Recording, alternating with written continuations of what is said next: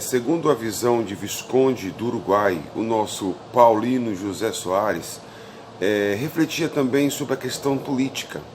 Para ele, a política, a formação de partidos vigiados ali pela opinião pública era natural em regiões civilizadas, e a formação de partidos no interior, no sertão, eram partidos formados, na verdade, por facções rivais. Por isso, a formação de partidos no sertão, longe dos institutos governamentais, era considerados nocivos, porque acentuava essa rivalidade entre coronéis, entre fazendeiros rivais. A fim de evitar essas rivalidades, Francisco Lisboa, considerado Timon, ele defendia o seguinte, que os partidos deveriam ser formados apenas nas metrópoles. Os intelectuais da época acreditavam que a opinião pública serviria como uma ferramenta vigilante, e já no sertão, as relações do público para com os coronéis fazendeiros era uma relação de dependência, e diante das rivalidades existentes, a população não seria uma opinião vigilante, mas sim tomaria partido diante dos seus laços de dependência e de troca de favores. O interessante é que essas análises políticas feitas por estes intelectuais tinham por referência a Inglaterra.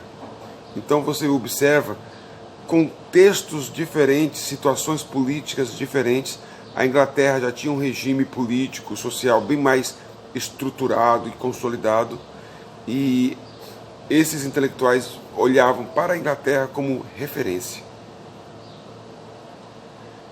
É por isso que, ao longo do Império, os dois partidos liberais, Partido Liberal e Partido Conservador, passaram a ter opinião diferente sobre a questão dos partidos políticos.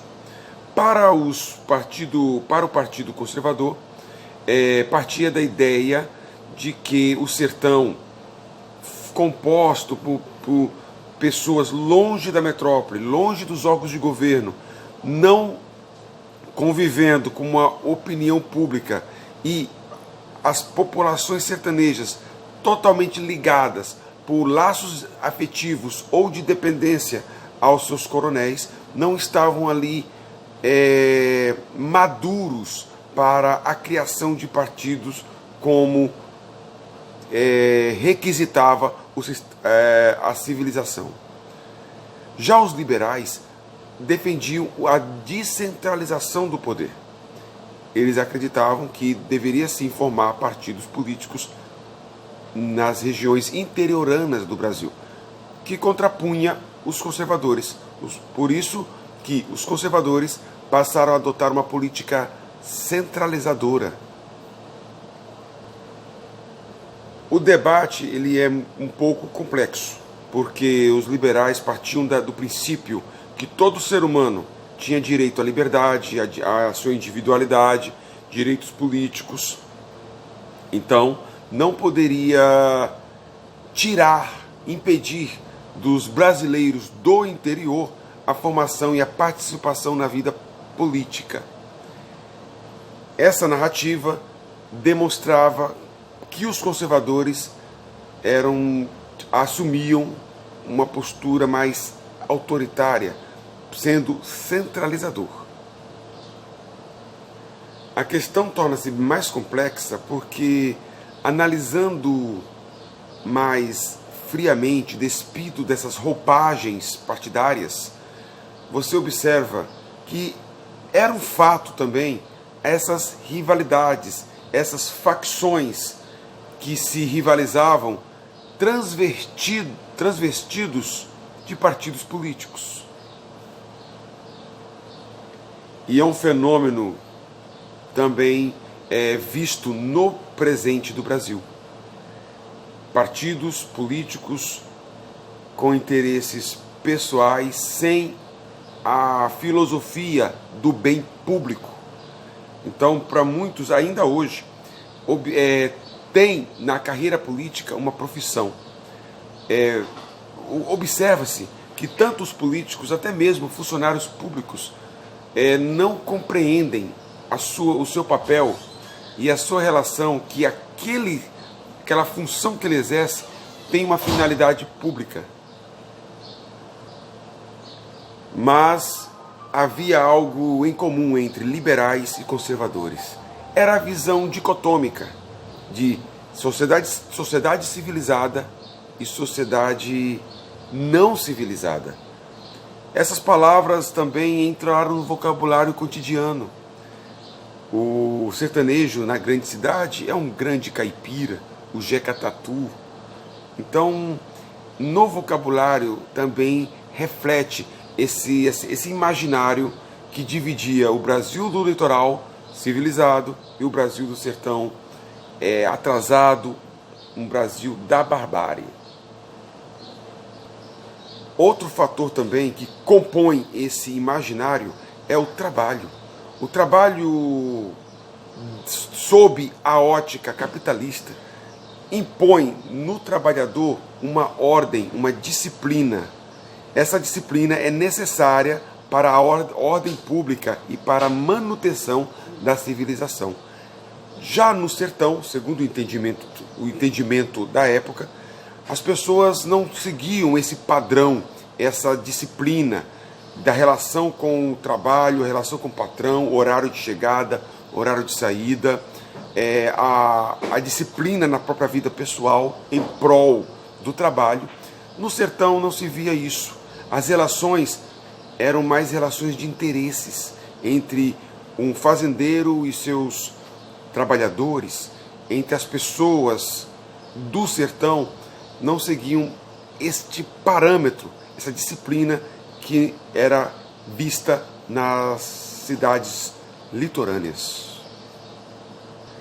Então, logo, ao passar pelo interior do Brasil, verificava-se que 3 horas da tarde, no dia de trabalho, lá estavam as pessoas na porta da casa, bebendo a sua cachaça, conversando, e tudo isso contribuía para esse imaginário de que essas populações eram ociosas, logo não civilizadas, porque entendia que o trabalho era importante para a manutenção da civilização. De um ponto de vista, os partidários do pensamento do trabalho como manutenção da ordem faz muito sentido, como diz o mito bíblico, o mito religioso, cabeça vazia é oficina de Satanás. Então, ou seja, o homem desocupado, ele começa a se ocupar de outras coisas. Esse conceito na vida prática tem sentido, né? Mas uma análise histórica sobre o período, esse juízo de valor, ele tem que ter muito cuidado, né?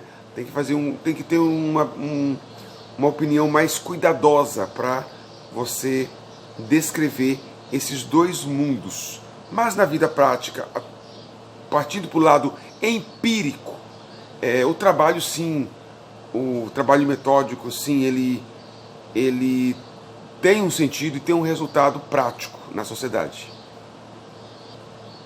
Também temos a questão do voto. O voto também era um divisor de águas entre liberais e Partido Conservador.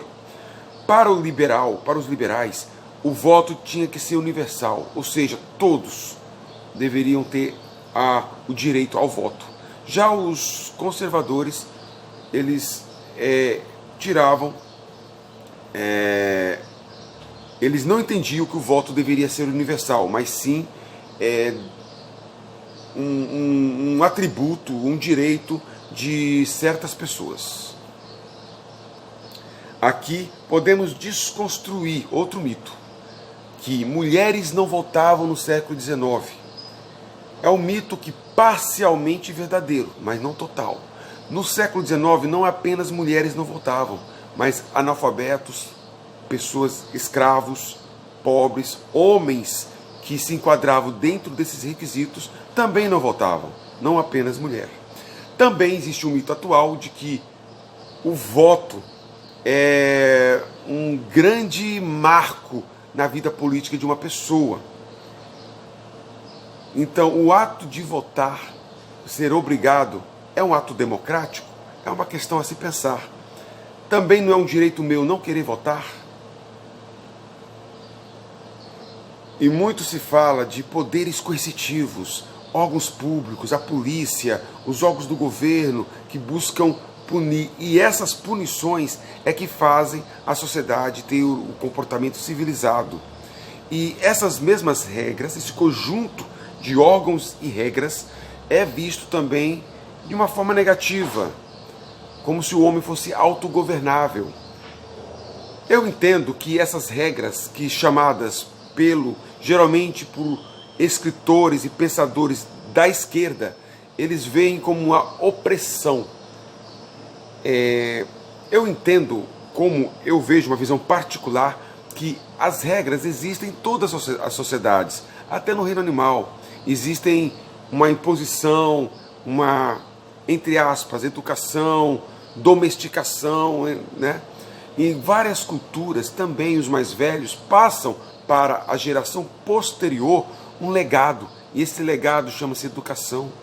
E é claro que é um processo, entre aspas, de imposição, porém é fundamental para a constituição da identidade, da sobrevivência de qualquer grupo. E para concluir, como começamos a falar do Visconde do Uruguai, o nosso Paulino José Soares e Silva, ele falava o seguinte, que conferir o direito de criações de partidos no sertão do Brasil só ia fortalecer esses mandos locais.